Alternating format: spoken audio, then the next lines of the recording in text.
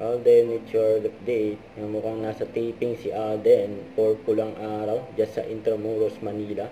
Dyan din yung mga ka-poster ni Alden, iti-taping. Yan sa post ng All Out Sundays. Yan abangan ang cast ng Pulang Araw.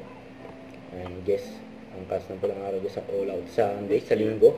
Parang I wanted to go a little subtle but hindi naman For subtle to the GMA point Gala. na masasabi nila na parang hindi naman pinaghandaan. So, syempre, a huge shout out to my styling team and glam team for scouting different looks for my gala look. Surprise ko na lang kayo and kayo na mag-decide kung simple lang ba talaga yung napag-desisyonan kong isuot. Yun. 1 day to go, and GMA Gala 2024 na.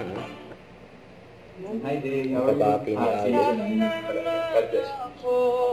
Hi Day, how are you? See you soon. God bless. Sa 22 days to go, Sparkle goes to US. August 10. Malapit na yan. Kasama doon si Alden. At featuring din ang cut din sa GMA Network. Sabi dito, Alden Richard at Catherine Bernardo excited na mag-food trip sa Canada.